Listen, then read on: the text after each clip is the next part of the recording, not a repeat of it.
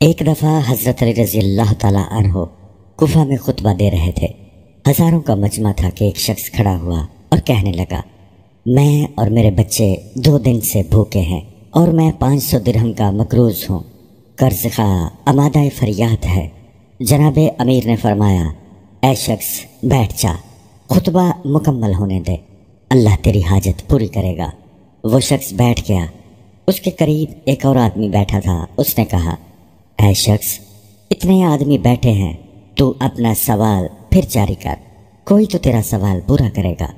حضرت علی رضی اللہ تعالیٰ عنہ کے پاس کیا رکھا ہے جو تجھے دیں گے؟ یہ تو خود بھی کئی دن کے فاقے کرتے ہیں، یہودیوں کے باغ میں مزدوری کرتے ہیں، بس وہ تجھے کہاں سے دیں گے؟ وہ شخص کھڑا ہوا اور اپنا سوال پھر دہرایا۔ جناب امیر نے پھر پہلا جواب دیا اور بیٹھنے کو کہا۔ وہ آدمی بیٹھ گیا۔ دوسرے آدمی نے پھر اس کو اکسایا کہ حضرت علی رضی اللہ تعالیٰ عنہ پر یقین کیوں کرتا ہے؟ ان کے پاس حقیقت میں کچھ نہیں ہے، 500 دینار کہاں سے دیں گے؟ یہ آدمی پھر کھڑا ہو گیا اور اپنا سوال پھر دہرایا کہ حضرت علی رضی اللہ تعالیٰ عنہ نے کہا، اے شخص بیٹھ جا، خطبہ ختم ہوا چاہتا ہے، میں ضامن ہوں کہ پروردگار عالم تیری خواہش ضرور پوری کرے گا، خطبے کے بعد مجھ سے مل لینا۔ بس وہ آدمی یقین کرتے ہوئے آرام سے بیٹھ گیا۔ خطبہ تمام ہوا۔ حضرت علی رضی اللہ تعالیٰ عنہ خود چل کر اس شخص کے پاس گئے اور ایک طرف جنگل کی جانب اس کو لے کر چل دیے۔ کچھ دور چلنے کے بعد اسے کہا، آنکھیں بند کر لے۔ اس نے اپنی آنکھیں بند کر لی۔ فرمایا، کھول دے۔ آنکھیں کھولنے پر معلوم ہوا کہ ہم مصر کے بازار میں کھڑے ہیں، غلاموں کی خرید و فروخت ہو رہی ہے۔ فرمایا، میں تیرا غلام ہوں، مجھ کو 500 درہم میں فروخت کر دے، خبردار زیادہ مت مانگنا۔ وہ شخص حیران ہوا، مگر حضرت علی رضی اللہ تعالیٰ عنہ کے زور دینے پر ایسا ہی کیا۔ ایک بادشاہ کا وزیر وہاں موجود تھا۔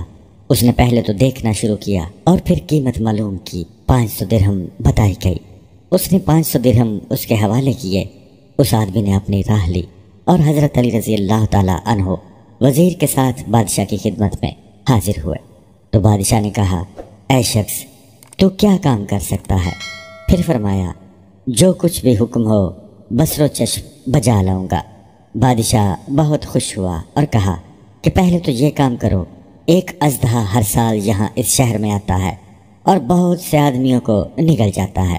اب چونکہ اس کے آنے کا دن ہے، تم کسی طرح اس کو ہلاک کر دو۔ پس اگلے دن حضرت علی رضی اللہ تعالیٰ عنہ بما حکام راستے پر کھڑے ہو گئے جہاں سے اژدہے نے آنا تھا۔ آپ نے دیکھا کہ ایک بہت بڑا اژدہا پھنکارتے مارتے ہوئے آ رہا ہے۔ سب لوگ خوف سے کمزور پڑ گئے۔ آپ نے حوصلہ دیا اور خود آگے بڑھ گئے، یہاں تک کہ اژدہا بالکل قریب آ گیا۔ آپ نے آگے بڑھ کر اس کے دونوں جبڑے پکڑے اور چیر کر 2 ٹکڑے کر دیے۔ لوگوں کو اس سے اطمینان ہوا مگر اس پر حیرت ہوئی۔ بادشاہ بہت خوش ہوا، کہا کہ تم نے بہت بڑا کام کیا ہے۔ ایسا ہی ایک اور کام ہے، وہ یہ کہ جب دریا چڑھ جاتا ہے تو شہر میں داخل ہو جاتا ہے اور آبادی کا بہت بڑا نقصان کرتا ہے۔ کسی طرح یہ رک جائے اور شہر میں داخل نہ ہو۔ آپ بما حکام دریا پر گئے اور شہر کی طرف سے ایک چھڑی لے کر کنارے کے قریب ایک لکیر لگا دی اور کہا، اے دریا، تجھے میری قسم ہے جو اس لکیر سے آگے بڑھا، دریائے آج تک ٹھاٹھے مارتا ہے مگر اس لکیر سے آگے نہیں بڑھتا۔ جب بادشاہ کو علم ہوا تو بہت حیران ہوا کہ یہ تو کوئی بہت بڑا انسان ہے۔ کہنے لگا، اے شخص، تو نے 2 بڑے کام کیے ہیں، اگر ایک اور کام کر دیں تو تجھے آزاد کر دوں گا۔ فرمایا کہ کام بتائیں۔ بادشاہ کہنے لگا کہ ایک شخص کوفہ میں حضرت علی رضی اللہ تعالیٰ عنہ کے نام سے مشہور ہے، اس کا سر کاٹ کر لا دے۔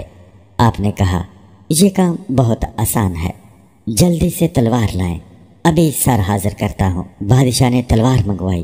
آپ نے فرمایا، اس تلوار کو بلند کرو، جب میں 1، 2 اور 3 کہوں تو تم فوراً تلوار مار دینا، حضرت علی رضی اللہ تعالیٰ عنہ کی گردن تمہارے سامنے پڑی ہوگی۔ بادشاہ نے تلوار اٹھائی۔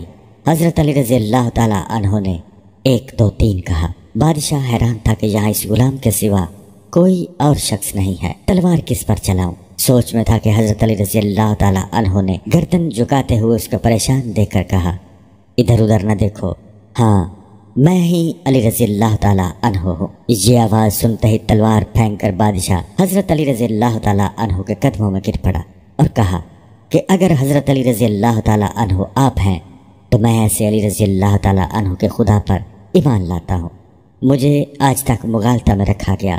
حضرت علی رضی اللہ تعالیٰ عنہ نے اپنے رسول صلی اللہ علیہ وآلہ وسلم کا کلمہ پڑھایا۔ وہ بادشاہ اپنے تمام کنبہ کے ساتھ مسلمان ہو گیا۔ حضرت علی رضی اللہ تعالیٰ عنہ نے اسے دعا دی اور کوفہ کی راہ لی۔